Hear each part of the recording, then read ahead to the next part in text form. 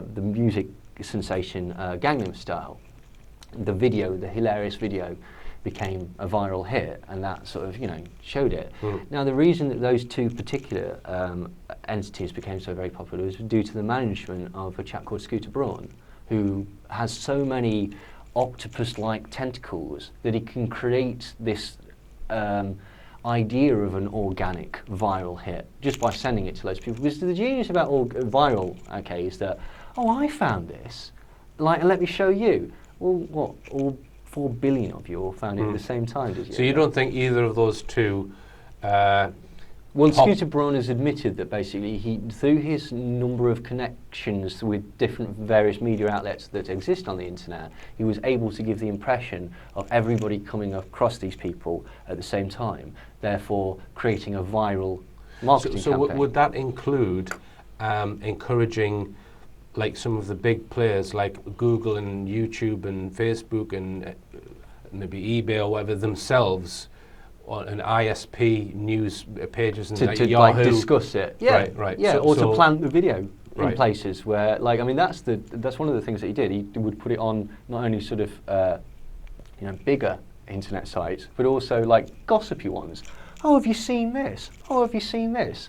And it gives you the impression that you've come across it yourself. Yeah. So how say this person you're talking about? What's Scooter Braun? Scooter Braun, right? So how's he come across the power to be able to plant what appear to be viral but aren't videos in all of these different companies' websites and what have you? How's he managed to get that power? If I knew that, I'd be as rich as him. Right. I don't know, but through his influence as a media mogul, Right. that's how he creates So he's an interest he's in an internet media mogul then. Does he operate in the Well, other I think he's a manager for pop artists, but I think he uses he's one of the most effective utilisers of the internet as viral marketing. Mm-hmm. All right. Well, let's talk about the hysteria over a lion. Yeah, I mean, I vaguely remember this. This is a few months ago. Yeah. I remember the story vaguely, but I haven't got a clue what it's about. Well, the gist of it is, and let me just again preface this by saying, I'm not a fan of hunting. I don't like hunting at all. I don't like cruelty. I don't like cruelty to animals. I don't like cruelty at all. I'm not suggesting that this was, hooray that this lion got killed. The gist of it is that basically this lion, which was apparently called Cecil, which was some sort of commemorative figurehead, like he was a special lion apparently, I don't know what we have the equivalent of, like that stag that got shot up in Scotland or whatever. These are sort of very sort of like lauded over animals that have an image attached to them. And basically what happened was this very wealthy dentist from America went over to Africa and shot and killed this particular lion.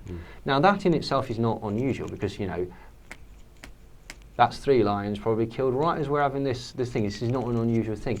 But for whatever reason, because of the importance or the perceived importance of this lion, Cecil, who was the mascot of Zimbabwe apparently, this was a terrible thing, and this person became a hate figure for I think he still is basically, but basically, everybody decided that he's the worst person on the planet, and so he must be destroyed.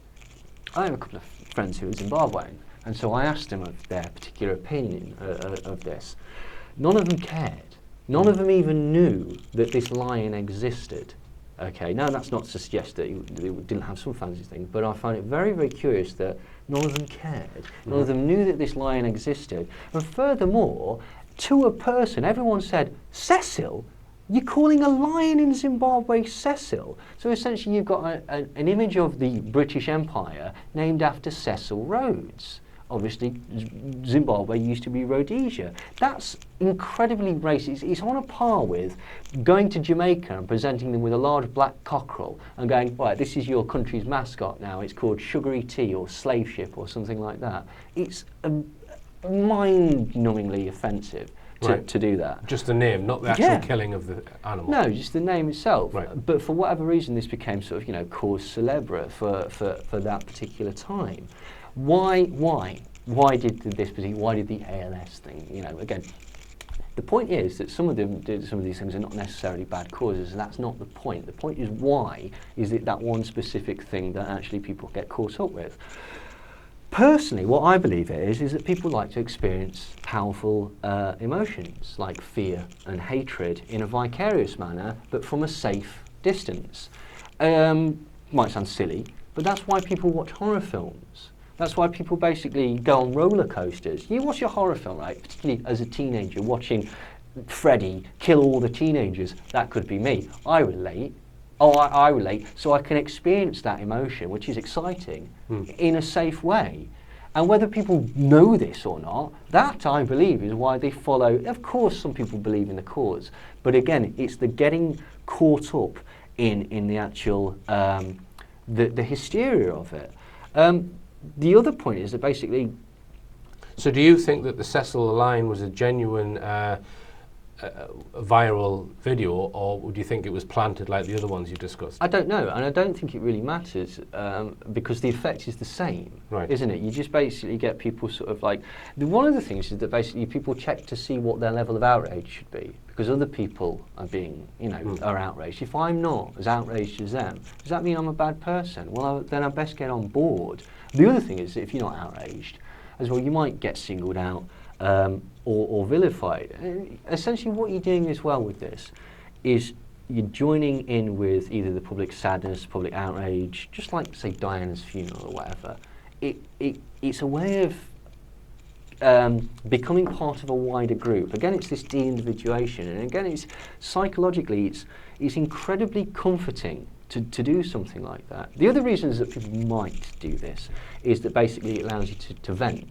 It's like an existential rage at a safe prescribed target. This dentist who shot that lion, we all know he's terrible, so I can get all this hate out. Okay, maybe you're fed up because your job's not going terribly well. Maybe you're fed up because you're not doing very well financially. Maybe your girlfriend's giving you muck or whatever. So rather than you transfer that rage to a safe prescribed target. Now interestingly, that's exactly how racism or bigotry works.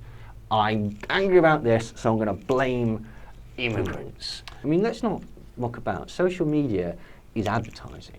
You're advertising the highlights of the entity that is you, right? And just like advertising, facts don't really come into it. Right. The image is what's important. Yeah. What other people think you are thinking is important. Like the other point is, because of the sort of the immediate nature of it, the fact that it's very, people get bored very, very quickly and go off on other things and stuff. Like people are affected in incredible ways by things like the number of likes on a video, right? Recently, numerous people like Justin Bieber and all these other people have been caught adding millions of likes to their, or millions of views to their videos and stuff like that. How have they done that? They're basically paying people to go on it again and again and again and again and again. Is that established? That? Yeah, Sony got fined for it. Yeah, that can go out. We can. Yeah. Right, all right. Like, why did they do that? Like a poll. We've discussed this before. And think, well, if that's the general consensus, then who am I to go against the waves? Right. Like, if 1 billion people have watched the new Miley Cyrus video, I don't want to be the only person that's left out. If one person's watched it, you go, I don't care. Right. All right, Neil, well, we're going to go for our first break, and after the break, we're going to discuss charity.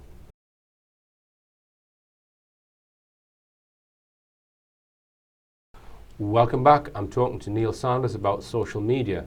Now, I've had one or two things to say about charity in the past, and I don't think giving money is a charitable act, in my opinion, because I think most, or a lot of charities consume 95% of the contributions administratively in their own operation, and that last 5%, is there an audit trail? Can you check that is going to the cause that you've given it to? My opinion, this is just my opinion, the only way to be charitable is to go over to Africa and stick the food in the mouth with your hand, with your own hand. You have to administer the charity yourself if you're going to be charitable. That's my opinion, because to me, giving money is just alleviating your own guilt. Yeah. And or if I give you that piece of paper, Neil, right? I've given you, there's a piece of paper. Cheers. Right? That's all you're doing by giving money. You're giving pieces of paper or digits in a bank.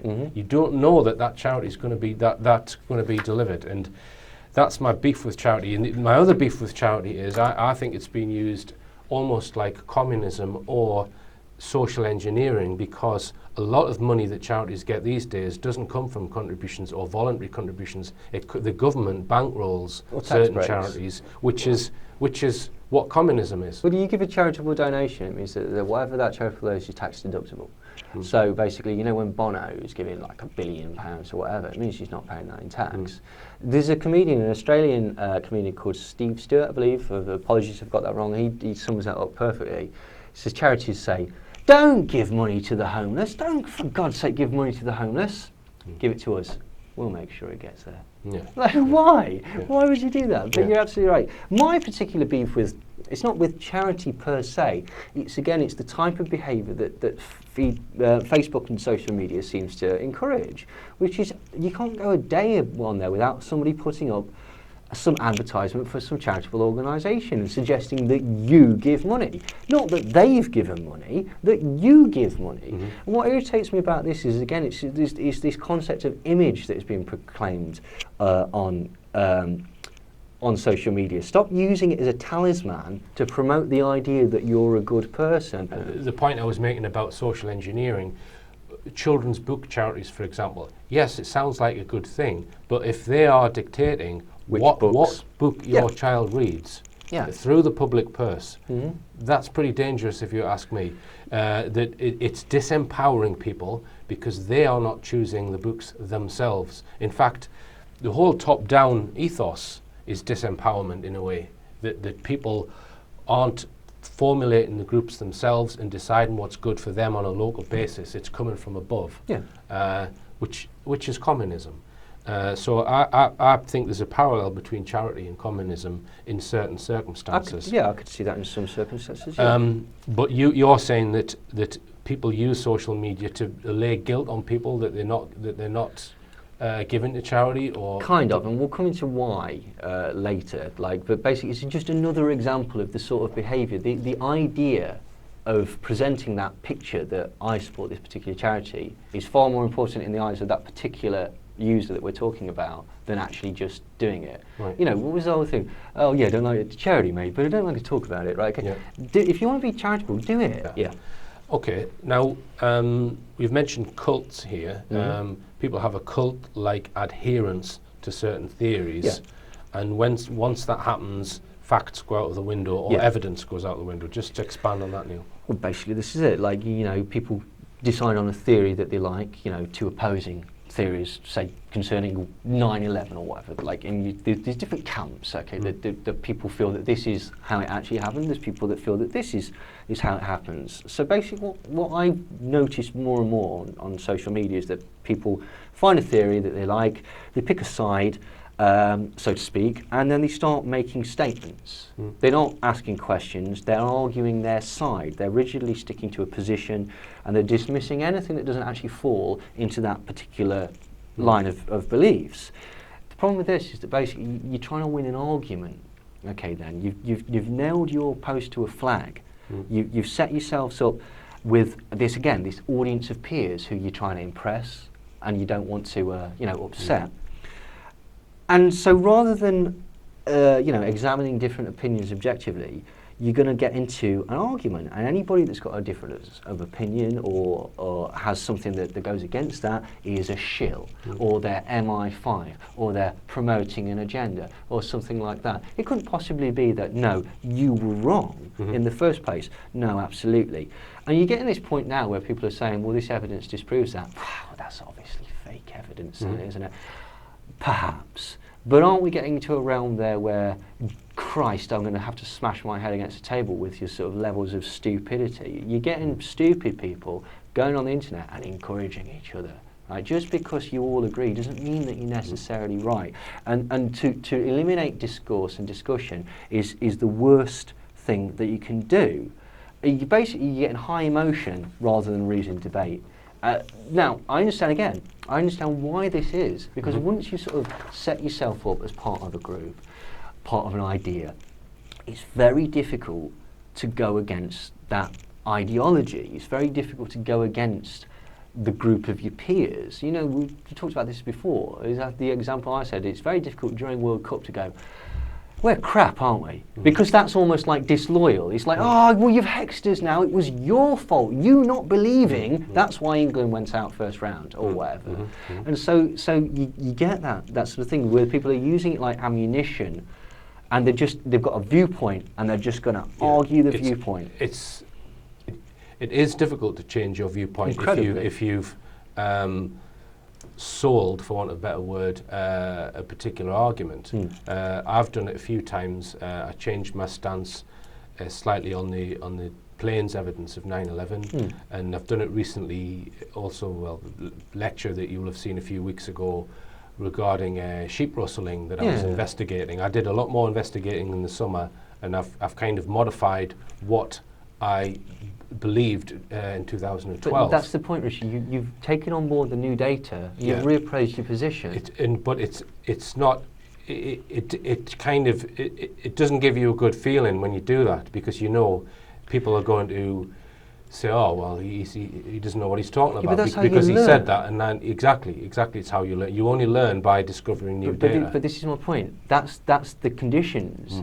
Precisely that the internet has encouraged. That's just ludicrous. It's not encouraging learning. It's not encouraging you to change. In fact, what you because believe. of that thing, if you find something that blows your theory out of the water, what you might do is just not mention that. Yeah. Because you don't. Because again, you're getting all this adulation for maybe. You're getting all this sort of thing. You're getting this inclusion into a group and stuff like that. And why do people join cults, Richard? Right. Okay. I'll tell you why people join cults. Right. Because they want to know what's happening in the world.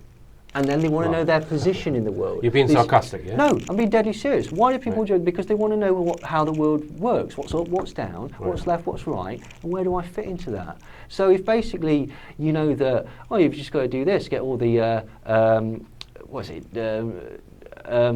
I forget, you've got to get the aliens out your bloodstream by staring at this doorknob for 1,000. Well, good. Life's simple now. I know exactly what I've got to do, and I've got to know what I've got to achieve and where I've got to be.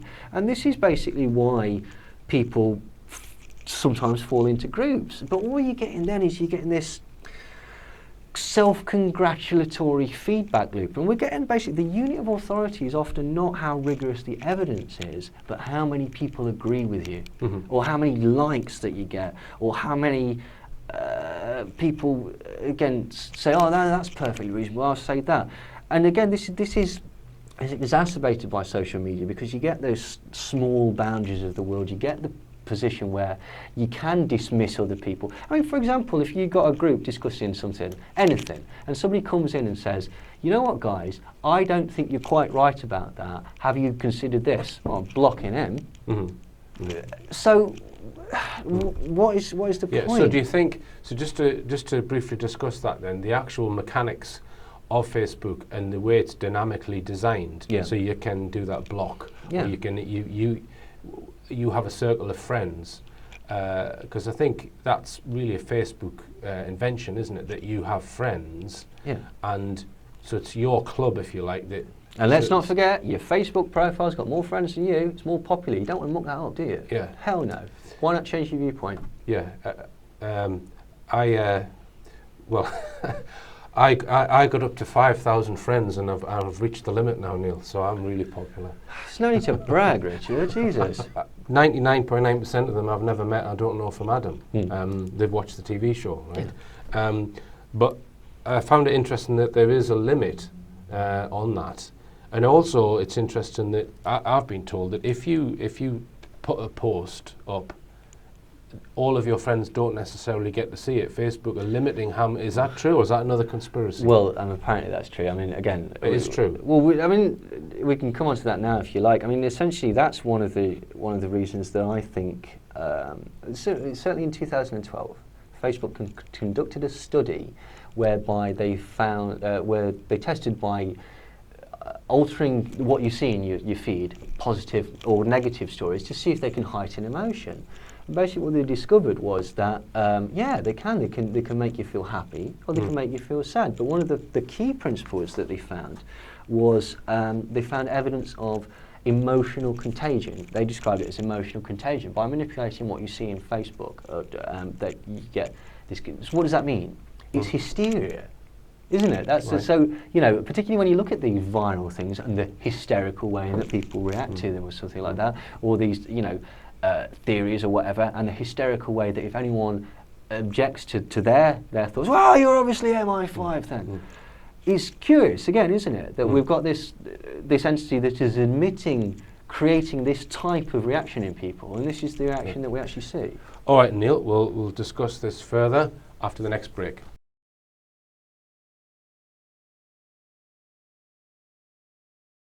Welcome back. I'm talking to Neil Sanders about social media. Now, you mentioned shills and people who are controlling sort of groups on social media.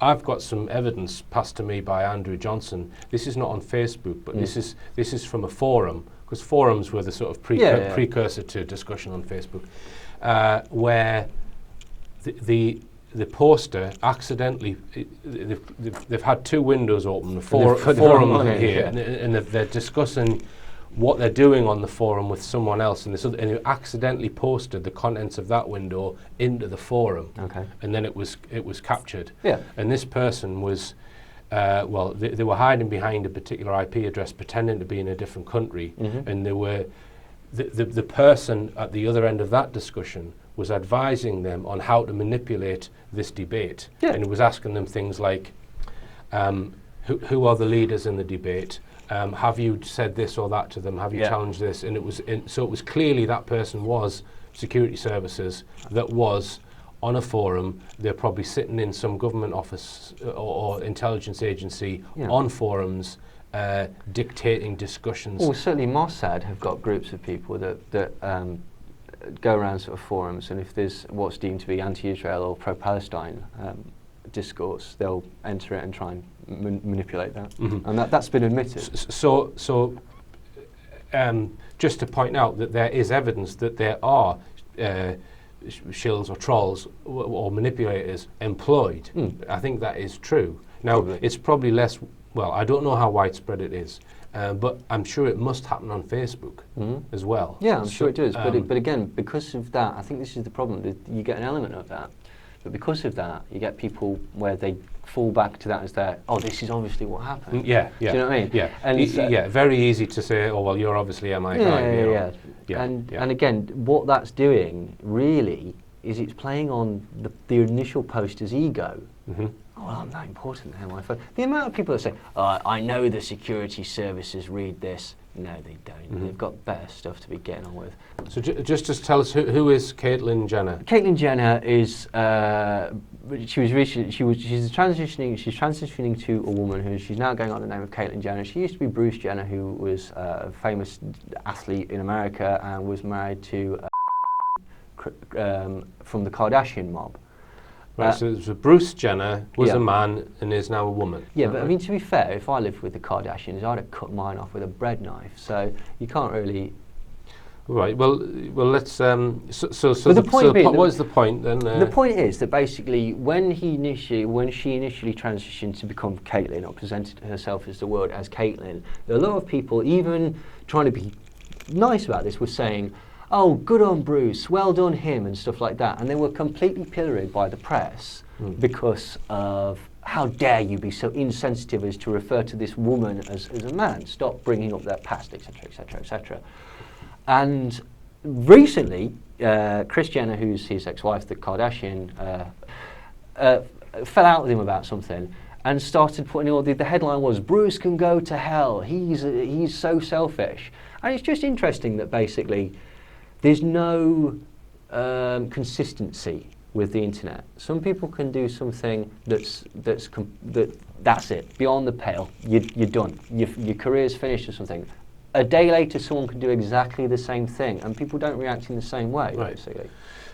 Now that comes on. We'll come on to this. The LGBT, lesbian, gay, bisexual, transgender agenda.